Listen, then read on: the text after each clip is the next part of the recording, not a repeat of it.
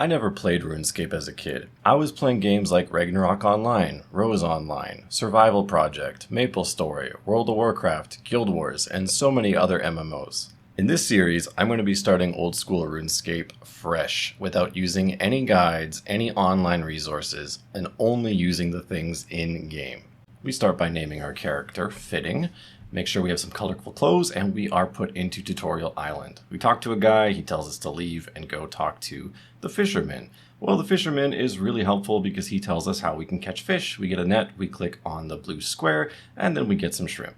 Now we get a hatchet and tinderbox, which we can use to cut down a tree, and then subsequently light the log on fire, which we're doing here. Once we have our fire, we can cook our shrimp, get some cooking experience, and now we have some cooked shrimp, which is going to heal us when we eat it. Now this part is over, so we're going to make our way over to the chef, where we'll learn how to cook, not using a campfire, but an actual stove. First, we got to make some dough, mixing some flour and water. We then take it to the stove, we cook it into bread, and then we can leave. So bread is going to heal just the same as cooked shrimp.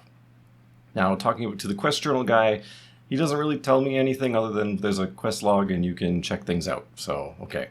Move on to the next area. We're going to learn how to mine. We'll do some tin and copper. You can see the tin there. Clink, clink. And then we can see the copper over here where we clink, clink this one more time.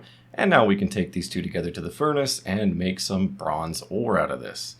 Okay, we have our bronze ore. We're going to talk to the anvil with our mouths and make a dagger out of this, equip this, and then we'll move on to the tutorial for attacking. It's pretty simple compared to other MMOs. We just click and then we do like 0 damage or 1 damage. The 1 damage is a little weird for me coming from any other game, which would never give you a damage number that low, but okay, we start there. Ranged weapon, same thing. We just equip a bow and some arrows and we fire, and okay, the rat is dead. Congratulations. We can now leave and make our way over to the bank, where we're going to learn how to deposit stuff. I just put a bunch of stuff in there I don't need. And we'll continue on with the tutorial up to prayer. So prayer is something we can like bury bones, and then we get more prayer points, and that'll give us some passive buffs. The magic tutorial is very straightforward. We just get a spell, we get some runes, we use the runes to cast the spell, and they do damage. Okay, fantastic. So we're sent away from Tutorial Island, and now we're looking at the adventure paths because the game recommends it to me. I decide we'll start with 5 attack, then do 5 strength, 5 defense, and so on. I do find the bank to deposit some things, but I immediately go back to the forest where we start killing some goblins. Now, why goblins? Well, because goblins are always the default enemy in any MMO, so why would I start with anything else? They have 5 hit points. I'm getting like 4 XP per point of damage I do, so level 5 is like 378 or 338 experience, something like that, so it's going to take a little bit of time.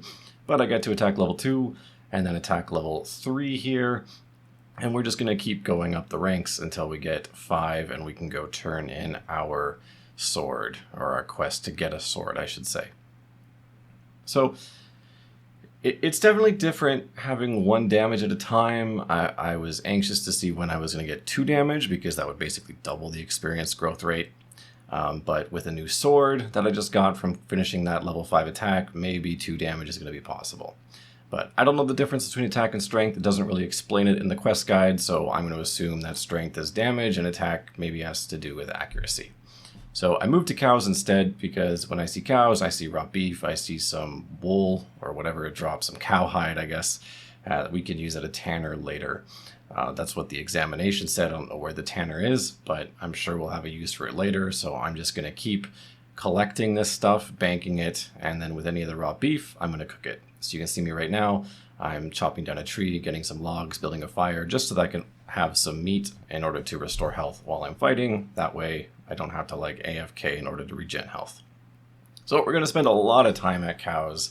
And by a lot of time, I really mean like 20 minutes because this first 5 levels doesn't really take that long at all. I know it's a grindy game, so 5 minutes is probably nothing in the grand scheme of things. But we continue collecting bones, continue cooking meat, continue collecting hides, and we're just going to raise our levels. We get some cooking levels, a lot of burnt meat. I hope that stops as we go further because I feel like a lot of it's just being wasted and you don't get any experience or burning your meat. So yeah, same in real life. Anyways, cooking level 3, fantastic. We can't cook anything new, but we're just going to continue. It is a little bit irritating that when you level up cooking, it just stops cooking the rest of your meat, even though you select all. But hey, old game, that's just how it is. So now we're working on defense, level 2 defense. We're going to get level 3 defense, and then level 4 defense is going to come up pretty soon. Our combat level goes to 7, which I don't think even means anything. It's just an average of some other stats, so I guess combat level is a good way to track your progress, but it's not going to be the end-all be-all in determining like how strong you actually are, because I'm not doing any ranged or magic at this point. But I did get some new equipment. I got some gloves and some boots, so I don't know if that's defense or more attack, if that's resistance or, you know, whatever. The game doesn't really explain anything, or at least I haven't read those menus yet. Anyways, I accidentally worked on attack some bit because I had my axe equipped, but I quickly went back to the sword and got on the path of defense yet again. Some more cooking, and I think eventually we're able to cook herring, but I don't have any herring, so I guess I'd have to level up fishing in order to do that. I haven't really been doing anything exciting so far, just some very basic grinding, but the game is pretty fun, and we finally hit for 2, and those 2s make me feel really good. I feel like twice as powerful as I was before, which is exactly what I was, and oh boy, it feels great. So we talked to the adventure guy once again, and we keep getting some more stuff. This time we get a helmet, it's beautiful, and then I'm like, okay, I want to change a pace. So I know there's quests, there's some recommendations, so I start with the chef's assistant, because that's the top thing on the list. And we go talk to the chef. He needs some flour, some milk, and some eggs. So I just want to go to the store and buy them. But this game is like, no, you can go into the world and collect them. And that is fantastic. I had a good time doing that. Basically, I had to go across the river in order to milk a cow.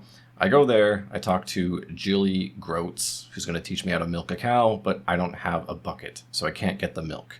I was hoping I could just put it in my mouth and transfer it over back to the chef, but that game does not allow it. So instead, I walk to the chicken coop, I get an egg, stole it. I don't know which chicken laid that egg. I don't think it matters, but goodbye, child. It's mine now. The chef is going to bake a beautiful cake with your child. I do kill a chicken. I just want to see what it drops, and it drops exactly what you'd expect. Feathers, raw chicken. I mean, the game is definitely on the realism standpoint right now. It's doing that well. I do need some flour, though, so I go to this flour mill. I talk to the NPC. She's like, you need to get wheat, and then you need to go up the stairs to the top floor, put it in a grinder, pull a lever, and then the flour comes out at the bottom. Okay, fantastic. Super easy to do. So I pick more wheat than I need. I picked 4, because I'm like, why not? Turns out I only have 1 pot to store flour in anyway, so I kind of just wasted time doing 3 extra bits of wheat. But, you know, getting used to the movement is kind of important. So the more clicking and the more moving, the better. But I have my pot of flour now. I have my egg. I just need to go get my milk. So we're going back to town to go to the general store. I love this kind of inventory where it's just icons. Like, it's really nice. It is a little weird to see prices. Like, you have to press the value button, but I'll get used to that in time. Take our bucket back to the cow. We milk it. The cow gives me a kiss and thanks me for all the hard work I've done. I reject its claim because that's not appropriate. And we bring back all of the food to the chef, and he makes a cake. Do we get any of the cake? No. So what we do get are some quest points and some cooking experience, which is good. 300 experience. That's basically cooking 10 of the raw beef, which I probably could have got faster if I just killed the cows and did the beef. But whatever. Second quest. I want to solve this mystery. It seemed kind of interesting from the description. So we go down to the swamp, and on the way to talk to this NPC named Abigail, we're going to kill a rat. Fantastic.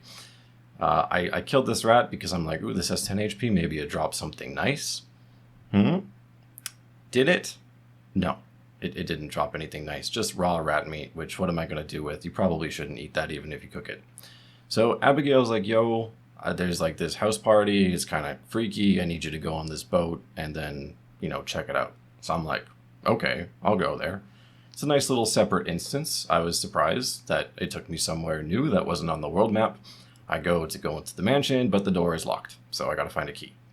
Now, when I went to the fountain, I noticed there was a bucket. So I'm like, okay, free bucket. I love free stuff. Something's on the ground, I'm going to take it. Especially because the whole milk thing said I needed a bucket earlier. So I'm like, okay, I'll get another one. Walk over to this thing, and the Scream Dude just comes out of nowhere and murders this guy named Sid. Which I wasn't expecting in RuneScape, to be honest. I wasn't expecting a murder in front of my eyes or even a cutscene, to be honest. It's, you know, the early 2000s when this came out. But we use our empty bucket, and we take the water from the filled bucket and we grab the key from underneath, which lets us go into the house. I don't know why we couldn't have just tipped over the bucket to get the key, but it's a puzzle. So there's a knife on the table. Of course, free stuff. I'm taking the knife. I don't know where I'm supposed to go at this point, so I just click on all the doors, and then this NPC here is like reading a book or something. It's a house party. I don't know why she's reading, but Scream comes out of the wardrobe and murders this girl too. So I have a sword. I should probably just cut down the door and like get rid of this guy. But he leaves us a clue, and he's talking about murder for art. Okay, I didn't really know what that meant at first, murder for art. I did see some paintings, and after examining this painting, it matched the description on the note. I used the knife on it, and then there's like a switch behind. So I hit the switch, and then I get a key. Now, this red key opens up the red door. Brilliant design.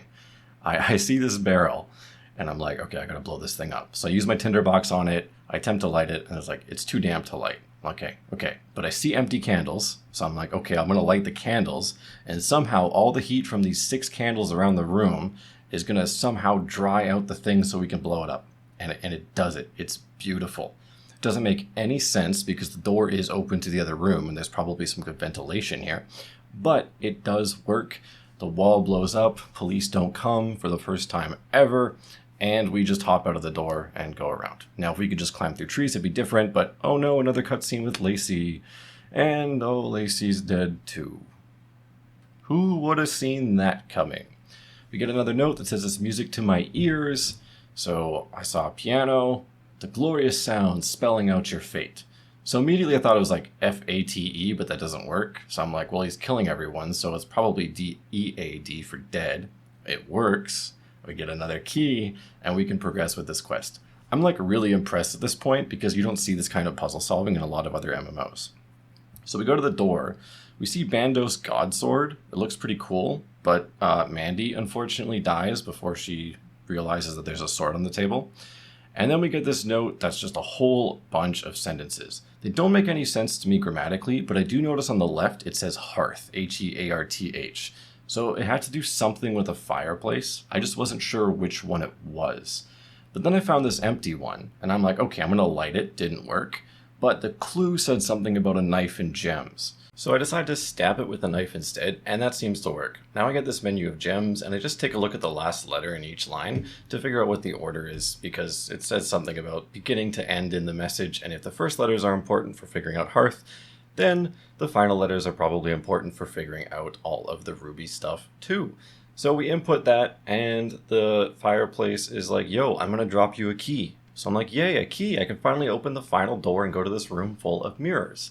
Now, there's 4 wardrobes and a mirror in the center, so I figure it's some sort of puzzle, but we actually meet the dude. He comes out and talks to us, and instead of stabbing us, he's like, I'm gonna go into the wardrobes and throw knives at you.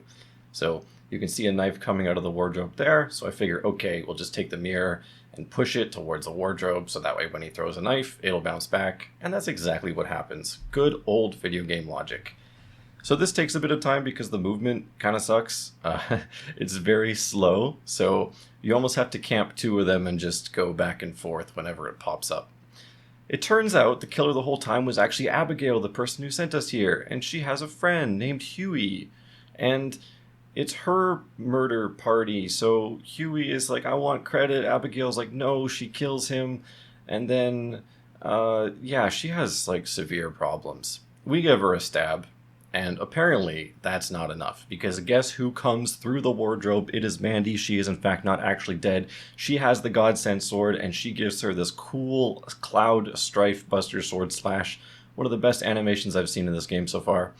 She's waiting outside. She gives us a reward. We get some uncut gems, preferably from the keys, I hope, and some crafting experience and a quest point. This is the first crafting experience we've got, so I haven't touched that yet, but it is nice to have a boost. We then return to the mainland after finishing our quest, and I decide to do a couple things before quitting for the first session. The first thing is some more fishing, so I want to be able to cook herring, I want to be able to catch herring, so we go to the ocean and we start catching fish, start cooking them up. I don't know what it is with the fish if I'm doing it wrong, but in some cases you'll be sitting there for like 3 minutes and catch 2. And then you'll go to a different one, and in 20 seconds you'll catch 2 more. So I don't know if there's like a thing here where the fish need to respawn, but it doesn't tell you. But anyways, we do some cooking. I get it to 11, and I get fishing up to 5, so we can complete that adventure path quest as well. So we return, we get a fishing rod and 100 fishing bait, so I don't have to like scour for shrimp anymore. I go back up to kill a little bit more just to raise some attack levels. I want to get attack 10 just before I finish. I end up getting prayer 4 at the same time, which unlocks a strength increase, a passive strength increase if I turn that on. But we end up getting attack to 10. We work on strength a little bit, 7, 8, and I believe this is 9 right here after we kill another cow, and then eventually we do get it to 10 as well. So this is where we end today, total level 91, an interesting experience. I'm excited to do some more quests in the future. Overall, I'm impressed so far, and I'm waiting for the grind to kick in. But this has been a lot of fun. If there's any advice, feel free to drop it down. I'll be reading it.